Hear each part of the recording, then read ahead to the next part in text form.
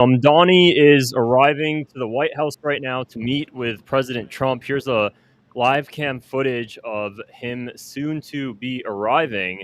So it's going to be some pretty interesting developments. Mamdani actually just posted this on X a little bit ago. Let me go ahead and share my screen here so you guys can see. There he is, of course. He was previously on the plane 6 hours ago doing his smile that he seems to always be doing, meeting Trump off a few pulls of the sour power move. And earlier today, he also posted, in the richest city on earth, 40% of New York City families can't afford weekly food costs. And food prices are up 33% over the past decade. It's time for a city government that puts affordability at the top of its agenda. So this is definitely going to be an interesting meeting, especially just seeing how they end up interacting with each other. Earlier, prior to this meeting, Trump actually went on Truth Social and saying that he's going to be meeting with the communist mayor of New York. So tensions are already pretty high in that regard.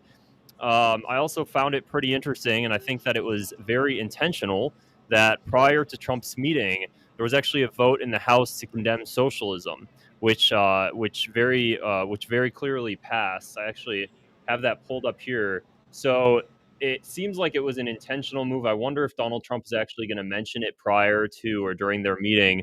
House overwhelmingly passes resolution condemning socialism ahead of Mamdani Trump meeting. The U.S. House passed Resolution 58 on Friday with bipartisan support, 285 to 98 vote, denouncing socialism in all forms and linking it to over 100 million deaths under leaders like Stalin, Mao, Chavez, through events such as gulags, famines, and economic collapses. And yeah, so it passed in flying colors. Let me actually show you guys. Here's them actually like voting on it. Of course, Randy finds there at the top, voting to condemn socialism. Let me go ahead and play this for you guys. Answering present. The concurrent resolution is adopted. Without objection, the motion to reconsider is laid on the table. And there you go. And that was just earlier today as well. So it's interesting that this popped up, that this is happening just before the meeting. And when the BlackRock checks clears, these are the Democrats who voted to condemn socialism as well. It was interesting seeing the amount of Democrats that actually voted alongside this. What is it? 86 Democrats, nay 98. So it's not like it didn't seem like it's much of a partisan issue in this sense. Of course, there were still 98 Democrats who said no, and a few that decided to just vote present. But pretty interesting. So we'll see how things develop. I was hoping I could get a clip for you guys of the live cam when Mamdani arrives, but it seems like he still hasn't arrived yet. He was supposed to actually arrive at 3 o'clock Eastern time, which was 9 minutes ago. So I'm surprised, and I'm also just curious, just, side note, whether he's going to come in a limo or like how he's going to arrive, just given how he platforms himself. Jakey Smith, thanks so much for the sweet words. Hey, Steven, hope you're doing well. So I guess we can just wait it out a little bit more and see if this guy actually ends up coming through here anytime soon. While we're at it, I did want to share with you guys a bit more of what else has been going on. Here's Mamdani just after he arrived in New York City earlier today. So let's take a look at this here. And there's this clip of him at meeting prior to the White House. The president also making some news. He previewed the sit-down on Brian Kilmeade's radio show. He said it might be less hostile than people expect. Well, I was hitting him a little hard, too, in all fairness. I don't know exactly what he means by turn the volume up, because turn the volume up, he has to be careful when he says that to me. I mean, he was very nice in calling, as you know, and we're going to have a meeting. I guess we meet at 3 o'clock today. And I think it's going to be quite civil. We'll find out. You'll be the first to know.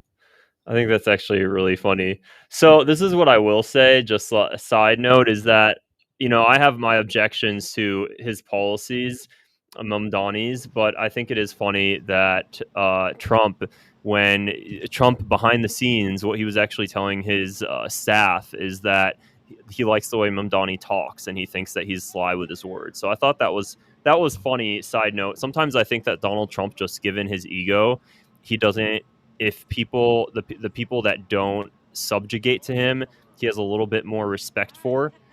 even if in the limelight or in person he's acting one way, I feel like behind the scenes he's a little bit he's just a bit more ego driven like that. Haha, I love the shit show of the USA. Capitalism doesn't work. Employers set the prices, hire, fire, decide how much to pay employees, ship jobs overseas. Money is most important above all. Interesting viewpoint there.